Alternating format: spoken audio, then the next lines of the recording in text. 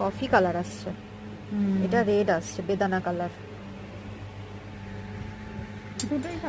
So যেমনটা তোমরা আগের ভিডিওটায় দেখতে পেলে যে বিয়ের ডেট ফিক্সড হয়ে যাওয়ার পর আমাদের বাড়ির থেকে সবাই মিলে, আর আমার শ্বশুর বাড়ির থেকেও আমার শাশুড়ি মা ও সবাই মিলে আমরা শপিংয়ে গেছিলাম। খুব হই হই করে শপিং করেছি।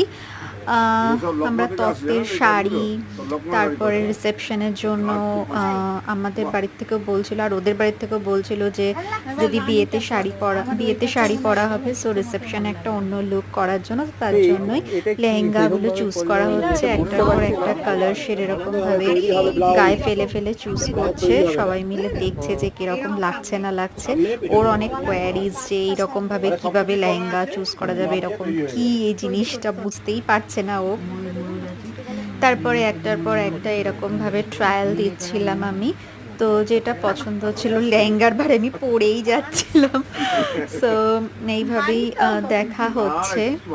লেহেঙ্গাগুলো ভীষণ ভারী ছিল, তলার দিকটা যেরকম রয়েছে অনেক ধরনেরই ছিল। এটা এখান থেকে বলছিল যে লখনৌয়ের কাজ, লখনৌ থেকে এসছে লেহেঙ্গাগুলো এরকমভাবে কাজ করে। আর কালার্সগুলো ভীষণ ব্রাইট ছিল। আর আমরা যে সময় গেছিলাম সেই সময়ে সবে লেহেঙ্গাগুলো এসছে, আনপ্যাক হচ্ছে, তো তার মধ্যে থেকেই আমাদেরকে বার করে করে দেখাচ্ছে। আর কাকু আমাকে ওরকমভাবে ক্লিপস করে দিচ্ছে, আমার মাও এরকমভাবে দেখাচ্ছে যে কিভাবে পরালে ভালো হয়, তাহলে জিনিসটা আরও ভালো। দেখলে তো বাঞ্চ অফ লেহেঙ্গাস কীরকম সব নিয়ে এসছে। সো এইরকমভাবেই ট্রায়াল করে দেখা হচ্ছিল।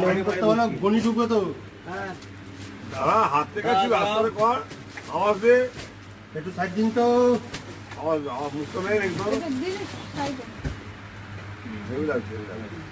এইটাই বেশি ভালো লাগছে।